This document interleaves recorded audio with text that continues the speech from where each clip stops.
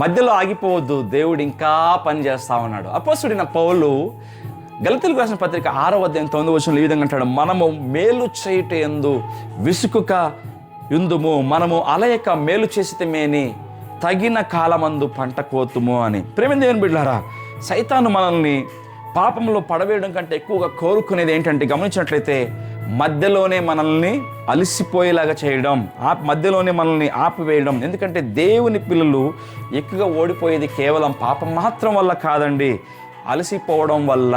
గమనించండి ఈ సత్యాన్ని. అనేక సార్లు అనుకుంటాం, ప్రార్థించాను, జవాబు రాలేదు, నిజాయితీగా చేసేసాను, అయినా కూడా నాకు గుర్తింపు రాలేదు, నిజాయితీగా నేను బ్రతికాను, అయినా కూడా అనేక సార్లు నా జీవితంలో అపార్థాలు ఎదురై, అవమానాలు ఎదురై అనుకుంటాం మనం అనేక సార్లు. ఈరోజు ఈ ఉదయకాలం దేవుడు నీతో నాతో చెప్తున్న మాట ఏంటంటే, మధ్యలో ఆగిపోవద్దు. నీ పంట లేకపోతే నీ కోత కాలము చాలా అది దగ్గరలోనే ఉంది. గమనించండి, ఒక చిన్న ఉదాహరణ చూసుకున్నట్లయితే, ఒక చైనీస్ బ్యాంబూ ఉంటాం కదా, ఆ చైనీస్ బ్యాంబూని చూసుకోండి. మనం చూసినట్లయితే మొదటి సంవత్సరంలో దాన్ని ఏమి కూడా అది పెరుగుదల అంటే ఎదగడం మనకు కనపడదు. 2వ సంవత్సరం కూడా ఏమీ మార్పు కనపడదు. 3వ సంవత్సరం కూడా ఏమీ మార్పు కనపడదు. 4వ సంవత్సరం కూడా ఇంకా ఏమీ కనిపించదు. కానీ చాలామంది ఏమనుకుంటాం మనం అలాంటి సందర్భంలో, ఇంక చనిపోయింది, ఇంక పెరగదు, ఇది ఎదగదు, ఇంక చెట్టు ఎంతే అనుకుంటాం. కానీ 5వ సంవత్సరంలో ఆ చైనీస్ బ్యాంబూ చెట్టు కేవలం కొన్ని వారాల్లోనే సరిసుమారు 80 అడుగుల ఎత్తు అది పెరిగేదిగా ఉందండి. అంటే కొన్ని వారాలు అది పెరిగిపోయింది దాని అర్థం కాదు. 4 సంవత్సరాలుగా దాని వేర్లు లోతుగా పెరుగుతున్నాయని మనం గ్రహించుకోవాలి. అలాగే మన జీవితంలో కూడా, నీ జీవితంలో, నా జీవితంలో కూడా బయట ఏమీ కూడా ఒకవేళ జరిగినట్లు కనిపించకపోయినా, దేవుడు గమనించండి ప్రియమైన బిడ్డలారా, నీ వేర్లను, మన వేర్లను ఆయన బలపరుస్తున్నాడనే సత్యాన్ని ఈరోజు గ్రహించుకోవాలి. సత్యాన్ని గ్రహించుకోవాలి ప్రియమైన బిడ్డలారా. ముందుకు వెళ్ళినట్లయితే మొదటి విషయం చూసుకున్నట్లయితే, ఆలస్యం అంటే అది దేవుడు తిరస్కరించాడని కాదండి. మన జీవితంలో ఆలస్యం జరుగుతుందంటే దాని అర్థం దేవుడు మళ్ళీ ఈరోజు తిరస్కరించాడని కాదు. హబక్కూకు అధ్యాయంలో 2వ అధ్యాయం 3వ వచనం చూసుకున్నట్లయితే, అది ఆలస్యమైన దాని కొరకు కనిపెట్టుమో తప్పక నెరవేరును అంటున్నాడు. చూడండి ఒకసారి, ఆ దర్శన విషయము నిర్ణయ కాలమున జరుగును, సమాప్తమగుటకే ఆతురపడుచున్నది, అది తప్పక నెరవేరును. అది ఆలస్యముగా వచ్చినను దాని కొరకు కనిపెట్టుము, అది తప్పక జరుగును, జాగు చెయ్యక వచ్చును. ఎంత శ్రేష్టమైన మాట చూడండి. గమనించండి ప్రేమైన బిడ్డలారా, అబ్రహాముని జీవితం మనం గమనించుకున్నట్లయితే, వాగ్దానం చేసిన తర్వాత ఎన్నో సంవత్సరాలు ఆయన వెయిట్ చేసినట్లుగా మనం చూస్తున్నాం. గమనించండి, అంత మాత్రం కాదు, యేసేపు జీవితంలో కూడా ఆయన దేశాధిపతి, ప్రధానమంత్రి అవడానికి ముందు ఊరికనే వచ్చేలేదండి. అనేక సంవత్సరాలు ఆయన చెరసాలలో జీవితాన్ని అనుభవించాడండి. అంత మాత్రమే కాదు, మనం గమనించుకున్నట్లయితే ప్రేమదేవుల దావీదు జీవితంలో కూడా అభిషేకించిన వెంటనే ఆయన సింహాసనం ఎక్కాడా రాజుగా? కాదండి, వెంటనే కాదు. గమనించినట్లయితే ఈరోజు నా జీవితంలో నా ప్రార్థనకు నీ ప్రార్థన ఇంకా సమాధానం రాలేదా? నా ఆరోగ్యాలు ఇంకా సరిపోవడం లేదా? ఇంకా ఆరోగ్యంలో మంచి మార్పు రావడం లేదా? అంత మాత్రం కాదు, మన కుటుంబంలో సమస్య ఇంకా అలాగే ఉందా? ఈరోజు దేవుడు చెప్తున్నమాట, నిరాశపడకు, దేవుని గడియారం ఎప్పుడు కూడా అది తప్పిపోదు. దేవుని గడియారం ఎప్పుడు కూడా తప్పు చెప్పదండి. ఈ సత్యాన్ని మనం గ్రహించుకోవాలి. 2వ విషయాన్ని మనం ముందుకు వెళ్ళినట్లయితే, దేవుడు ప్రారంభించిన పనిని ఆయన పూర్తి చేస్తాడు. గమనించండి, ఫిలిప్పీయులకు రాసిన పత్రిక అపోస్తలుడైన పౌలు అంటాడు, 1వ అధ్యాయం 6వ వచనం అంటాడు, మీలో మంచి కార్యాన్ని ప్రారంభించిన వాడు దానిని సంపూర్ణము చేయను, దాన్ని పూర్తి చేస్తాడు. చూడండి, మనుషులు ఈరోజు మనల్ని వదిలేయచ్చు, మధ్యలో స్నేహితులు మధ్యలోనే మనల్ని గెంటి వేసేయచ్చు, త్రోసి వేసేయచ్చు.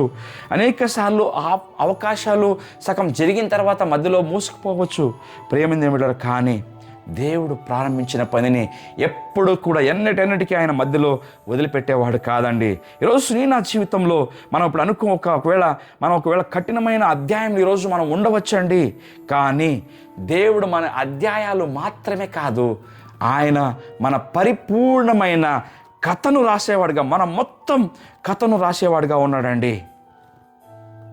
సత్యాన్ని గ్రహించుకోవాలి. తీర్పు రాకముందే మనం అది ఏమంటారు కదా, don't judge before it ends. అది ముగియడానికి ముందరే మనం తీర్పు చెప్పేసే వాళ్ళుగా ఉంటాం. అనేకసార్లు తీర్పు చెప్పొద్దు మధ్యలో. అది ముగియడానికి ముందే, అది పూర్తి అవ్వడానికి ముందే నువ్వు తీర్పు చెప్పవద్దు. దేవుడు దాన్ని పూర్తి చేసేవాడిగా ఉన్నాడు. ఈ సత్యాన్ని గ్రహించుకోవాలి. 3వ విషయం చూసుకున్నట్లయితే, నా అద్భుతం మన అందరి అలసట కంటే అది దగ్గరలోనే ఉందని సత్యాన్ని గ్రహించుకోవాలి. మనం అలసిపోవడం కంటే దగ్గరలోనే ఉంది ఈరోజు మన అద్భుతాలు. గమనించండి, ఒక బంగారు గనిలో ఒక వ్యక్తి పనిచేస్తాడు అనుకుందాం. చాలా రోజులు చేశాడు, ఆయన కష్టపడ్డాడు. కానీ ఆయన ఏం చేశాడంటే ఏమీ దొరకలేదని నిరాశతో వదిలేసి వెళ్ళిపోయాడండి. కానీ మరొక వ్యక్తి వచ్చాడు, ఇంకొక అడుగు మాత్రమే తోడాడండి, వెంటనే ఆయనకి బంగారం దొరికింది. దాని అర్థం ఏంటి? మొదటి వ్యక్తి ఎందుకు కోల్పోయాడు ఒకసారి గ్రహించుకోండి. మధ్యలోనే ఆయన ఆగిపోయినందుకండి. ఒకవేళ ఇంకొక అడుగు వేసి ఉంటే ఖచ్చితంగా ఆయన ఆ యొక్క రిజల్ట్ని ఆయన చూసేవాడు, కానీ అక్కడికి ఆగిపోయాడు. చాలాసార్లు ఈరోజు మన జీవితంలో ఒక అద్భుతానికి అడుగుకు ముందే మనం ప్రార్థన మానేసేవారుగా ఉన్నాం. ఒక అద్భుతానికి ముందే మనం సేవ మానేసేవారుగా ఉన్నాం. ఒక అద్భుతానికి ఒక అడుగు ముందే మనం నమ్మకాన్ని కోల్పోయేవారుగా ఉన్నామండి. ఈరోజు దేవుడు నాతో చెప్తున్నమాట, ఇంకా కొంచెం సహించుకో, నీ అద్భుతం చాలా దగ్గరలో ఉంది ఈరోజు అంటున్నాడు. గ్రహించుకుందాం, ఈరోజు సహించుకున్నట్టయితే ఖచ్చితంగా మనం అనుభవించేవారుగా ఉన్నామని దేవుని వాక్యం సెలవిస్తూ ఉందండి. ప్రేమించిన బిడ్డలారా, వీటన్నిటికీ కూడా మనం గమనించుకున్నట్టయితే ఒక శ్రేష్టమైన ఉదాహరణ మనకు యేసు ప్రభు వారు కనబడుతున్నాడు. చూడండి, యేసు ప్రభు కూడా సిలువ మార్గం మధ్యలో ఆగిపోయాడు ఆయన? లేదండి, మధ్యలో ఆగిపోలేదు. ఆయన చివరి వరకు కూడా భరించాడు. అందును బట్టి ఈరోజు నీకు నాకు రక్షణ లభించింది. ఒకవేళ మధ్యలో ఆగిపోయి ఉంటే ఈరోజు నా పరిస్థితి ఏమయ్యేదో. ఈరోజు దేవుడు నాతో కూడా చెప్తున్నమాట అంటే, మధ్యలో ఆగిపోవద్దు. నీ కన్నీళ్ళు నాకు తెలుసు, నీ కష్టం నాకు తెలుసు, నీ ప్రార్థన నేను చూశాను, నీ సేవను నేను చూశాను. నీ నిరీక్షణ ఎంత మాత్రమో అది వృధా కాదు.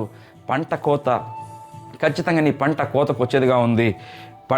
ఎప్పుడైతే ఖచ్చితంగా కోతకు వస్తుంది, సమాధానం వస్తుందండి. నీకు ప్రశ్నకు ఖచ్చితంగా జవాబు దొరికేదిగా ఉంది. దేవుని సమయం అది దగ్గరలోనే ఉంది.